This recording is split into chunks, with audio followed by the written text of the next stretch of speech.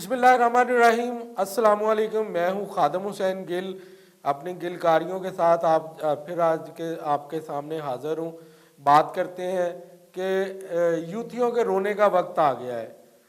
دوسری جانب اگر دوسری جو خبر ہے اس پہ بات کریں گے کہ مسلم لیگ نون کو فیصل آباد جو اس کا قلعہ تھا یہاں سے شکست فاش کیوں ہوئی، جبکہ تیسری خبر جو ہے وہ ایکسائز آفس کی آپ کے ساتھ فیصل آباد کی ڈسکس کریں گے، جس میں نشے میں دھت مبینہ طور پر ایک ایکسائز انسپیکٹر نے دوسرے پر فائرنگ کی، اس کا کیا اپڈیٹ ہے۔ یہ تمام باتیں جو ہیں یہ آج آپ کے ساتھ شیئر کریں گے۔ سب سے پہلے شروع کرتے ہیں، یوتھیوں کے رونے دھونے کا وقت شروع ہو گیا ہے۔ وہ وقت اس طرح شروع ہوا ہے کہ جتنے لوگوں کو انہوں نے اپنا امیدوار سمجھ کے 8 فروری کو الیکشن میں کامیاب کروایا تھا، وہ ان میں سے جو اکثریت ہے وہ تتر بتر ہو گئی۔ تتر بتر کا مطلب تو آپ سمجھتے ہیں نا، کہ جس کو جو ٹہنی مل رہی ہے اس کی مناسبت، اس کے مقاصد ہیں، جو ٹہنی اس کے مقاصد پورے کرنے کے لیے اس کو مل رہی ہے وہ اس پہ بیٹھنے کی کوشش کر رہا ہے۔ آزاد امیدوار جتوائے تھے، تحریک انصاف کے لوگوں نے ان کو ووٹ دیا تھا خان کے نام پہ، لیکن وہ خان کے نام پہ ووٹ لے کر اب کہاں جا رہے ہیں۔ یہ سب سے پہلے تو 8 فروری کو جو تحریک انصاف کے لوگ تھے انہوں نے ناچ کے گھنگرو توڑ دیے کہ یہ دیکھیں جی ہم نے شکست دے دی، ہم نے نون لیگ کا جنازہ نکال دیا، ہم نے یہ کر دیا وہ کر دیا، اتنا ناچے کہ گھنگرو ٹوٹ گئے۔ اگلے دن 2 دن بعد جب ان کو پتہ چلا کہ وہ جس خوشی میں ناچ رہے ہیں، جس خوشی کا وہ جشن منا رہے ہیں، وہ خوشی ادھوری رہ گئی، کیونکہ 2 دن بعد ہی جو ان کے کامیاب ہونے والے امیدواران تھے، کسی نے نون لیگ کے ساتھ رابطہ کر لیا، کوئی نون لیگ میں چلا گیا، کسی نے پیپلز پارٹی کو سمجھا کہ وہ اس کے قریب جائے، کسی نے کسی کو اور کسی نے کسی کو، یہ بیچارے جو ہے یہ بھنگڑا ہی ڈالتے رہ گئے۔ ایک بار پھر بہت سارے لوگ کہتے ہیں کہ نون لیگ کے ساتھ ہاتھ ہو گیا۔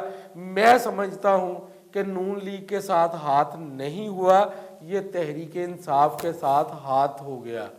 ہاتھ کر کے جو اندیکھے ہاتھ تھے انہوں نے ہاتھ کر دیا تحریک انصاف کے ساتھ، کہ سب سے پہلے تو ان کے امیدوار جو ہیں وہ کامیاب ہوئے آزاد حیثیت میں، اور پھر ان کو پتہ چلا کہ انہوں نے جانا کدھر ہے۔ جس کو کہا جا رہا ہے کہ جس میں جماعت میں شامل ہو وہ اس جماعت میں شامل ہو رہا ہے۔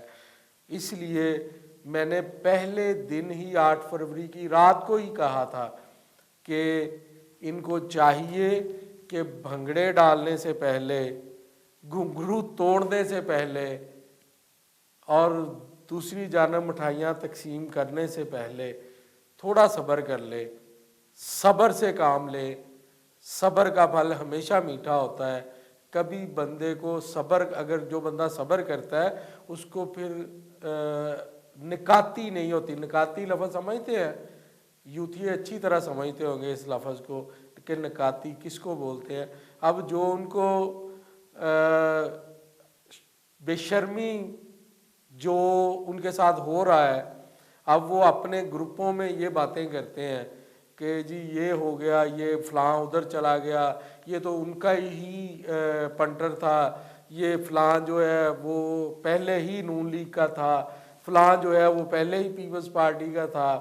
اب دل کو تسلی دینے کے لیے خیال اچھا ہے، یہ خیالات جو ہیں یہ اچھے ہیں، ان کی دل کو تسلی ہو رہی ہے تو ٹھیک ہے، ہم بھی خاموش رہتے ہیں کہ دل کو تسلی وہ اپنے کو دے رہے ہیں کہ چلو کوئی نہیں، کوئی گل نہیں، فلاں چلا گیا نون لیگ میں تو کوئی گل نہیں۔ اب جوگ در جوگ ٹولیوں کی شکل میں ان کے جو آزاد امیدوار تھے وہ نون لیگ میں شامل ہو رہے ہیں۔ کون بیوقوف ہے کہ وہ الیکشن میں اتنا خرچہ کرے، خرچہ کرنے کے بعد وہ پھر اپوزیشن میں بیٹھ جائے. کیوں؟ وہ پاگل ہے؟ پاگل کوئی نہیں، سوری، پاگل تو نہیں ہے لوگ. اس لیے میری اگر بات پہ لوگ عمل کرتے، تحریک انصاف والے صبر سے کام لیتے، جشن منانے سے پہلے صبر کر لیتے، صبر کے ساتھ پلاننگ کے ساتھ یہ سارا کچھ کرتے، تو شاید ان کو آج یہ دن دیکھنا نہ پڑتا. دوسری جانب فیصل آباد مسلم لیگ نون کا قلعہ ہے. رانا ثناء اللہ صاحب سابق وزیر داخلہ ہیں، پنجاب مسلم لیگ کے صدر بھی ہیں. فیصل آباد سے ان کا تعلق ہے اور وہ NA 100 سے الیکشن لڑ رہے تھے MNA کا. 2018 کے الیکشن میں بھی وہ اس حلقے سے MNA منتخب ہوئے تھے.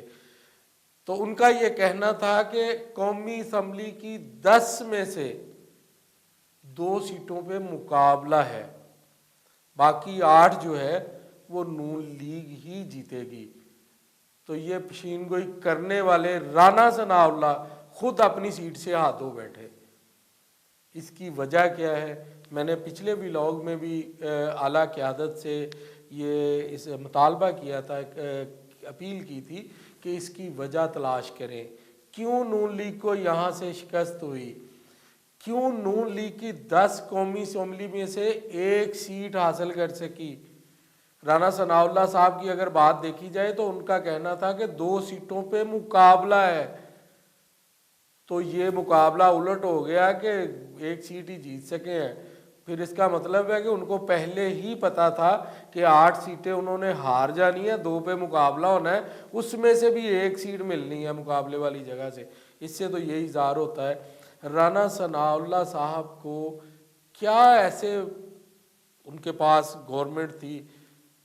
طاقتور ترین وزیر اعظم کے بعد اگر کوئی طاقتور شخصیت ہے PDM کی حکومت کی تو وہ رانا ثناء اللہ صاحب ہے. اس کے باوجود، اتنی بڑی وزارت کے باوجود، وزیر داخلہ، میں ایک میٹنگ ایک جگہ پہ بیٹھا ہوا تھا، وہاں پہ نون لیگ کے تمام لوگ تھے. ایک انتہائی سینئر سیاستدان جس کا تعلق مسلم لیگ نون سے ہے، بہت سینئر سیاستدان، فیصل آباد ڈویژن سے ہی اس کا تعلق ہے اور بار بار وہ MNA منتخب ہوتے رہے ہیں. میاں نواز شریف صاحب کے بہت قریبی ساتھی ہیں. میں اتنے ہنٹس دے دیے ہیں، بہت ہے، اتنے کافی ہیں، کہیں ڈائریکٹ بندہ کو پہنچ نہ جائے اس پہ تو پھر ان کے لیے بھی مسئلہ بنے گا.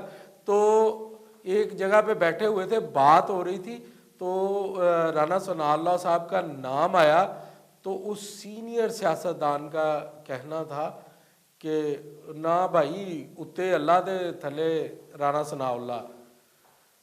اتنے طاقتور تھے رانا ثناء اللہ صاحب. پھر اپنی سیٹ کیوں ہارے؟ پھر اپنے مخالف امیدوار کو اتنی باتیں جو انہوں نے کی ہیں، جس طرح کے اشارے انہوں نے کیے ہیں، اس کا موقع کیوں ملا؟ عابد شیر علی کیوں سیٹ ہارا؟ وہ کیا وجہ بنی؟ اس کا مطلب ہے کہ مسلم لیگ نون جو ہے، اکرم انصاری صاحب، اتنے سینئر سیاستدان، 8 بار وہ MNA منتخب ہوئے ہیں. یہ دوسری بار 1985 سے لے کے اب تک یہ دوسرا الیکشن ہے جو وہ ہارے ہیں. کیوں ہارے ہیں؟ اس کا مسلم لیگ نون کو بیٹھنا چاہیے، سوچنا چاہیے. اس طرح کی شکست میں نے مشرف دور کے میں بھی نہیں دیکھی تھی، جو اب شکست جو ہے وہ نون لیگ کو ملی ہے. اس پہ غور کرنا چاہیے. تیسری خبر اس کی طرف بڑھتے ہیں. ایکسائز آفس میں چند دن پہلے ایک ایکسائز انسپیکٹر نے دوسرے ایکسائز انسپیکٹر پر فائرنگ کر دی. وجہ کیا بتائی جا رہی ہے؟ اس کا وجہ یہ تھی کہ وہ ساتھ کافی پینے کا کہہ رہا تھا. جہاں زیب نامی جو انسپیکٹر ہے وہ اپنے دوسرے ساتھی کو کافی پینے کا کہہ رہا تھا، تو خرم شہزاد ہے ان کو، تو انہوں نے انکار کر دیا، جس پر دفتر کے اندر، واللہ یہ پہلی بار سنا ہے، دفتر کے اندر ہی اس نے اس پہ فائرنگ کر دی اور اس کو تشدد کا نشانہ بنایا۔ جو تشدد کا نشانہ بننے والا ایکسائز انسپیکٹر ہے اس کا کہنا ہے کہ جو جہاں زیب تھا وہ نشے میں دھت تھا، وہ مبینہ طور پر جو ایکسائز کے ہیڈ ہیں یہاں پہ ان کی جانب سے ڈی جی ایکسائز کو لیٹر لکھا گیا ہے کہ اس کا جو ایکسائز انسپیکٹر جہاں زیب ہے اس کا دماغی توازن جو ہے وہ درست نہیں ہے، ان کا میڈیکل کروایا جائے۔ یہاں پہ پڑھے لکھے لوگ ہاتھوں میں ڈگریاں لے کے پریشان پھر رہے ہیں اور جن کا دماغی توازن ٹھیک نہیں ہے ان کو نوکریاں دے دی جاتی ہیں حکومت کی جانب سے۔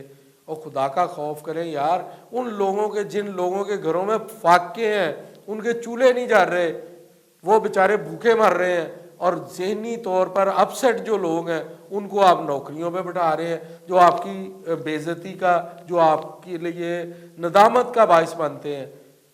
ڈی جی ایکسائز جناب محمد علی صاحب کو چاہیے کہ اس بندے کے ساتھ اس طرح کی حرکت کرنے والے، باقی الزامات تو سارے چلتے ہیں، پیسے لیتے ہیں یہ مبینہ طور پر، کوئی بھی کام ہو، میں اس کا عینی شاہد ہوں، میرے ساتھ میں خود گواہ ہوں اس چیز کا کہ یہ پیسوں کے بغیر کوئی کام کرتے ہی نہیں ہیں، ان کو کوئی کام جو ہے پیسوں کے بغیر یہاں پہ ہوتا ہی نہیں ہے فیصل آباد کے ایکسائز آفس میں۔ لیکن یہ تو چلو معاملات، رشوت تو چلتی ہے، یہ تو چلتی رہنی ہے، لیکن اس طرح کے واقعات جو ہے وہ محکمے کی بدنامی کا باعث بنتے ہیں۔ محمد علی صاحب کو چاہیے کہ فوری طور پر اس بندے کو نوکری سے ڈسمس کر دیں، ایسا ڈسمس کریں تاکہ وہ کہیں سے بحال نہ ہو سکے۔ عبرت کا نشان بنانا چاہیے محمد علی صاحب کو، اس بندے کو جس نے یہ حرکت کی ہے، جو محکمے کی بدنامی کا باعث بنا ہے۔ تو میری دعا ہے کہ سب دوست جو ہیں، سب لوگ جو ہیں، سننے والے دیکھنے والے جو ہیں، مجھے وہ اللہ ان کو تندرستی دے۔ اور میں آخر میں ایک ریکویسٹ کروں گا کہ میرے چینل جو ہے گل کاریاں، اس کو آپ لوگ سبسکرائب کریں، اور ساتھ میں جو اس کے ساتھ ایک چھوٹی سی گھنٹی کا بٹن ہوتا ہے وہ گھنٹی کا بٹن دبا دیں تاکہ جو بھی میں ویڈیو شیئر کروں، کوئی پروگرام کروں، تو وہ آپ کے پاس فوری طور پر پہنچ جائے۔ بہت مہربانی، بہت شکریہ۔ اپنے میزبان خادم حسین گل کو گل کاریوں سے اجازت دیں۔ اللہ حافظ۔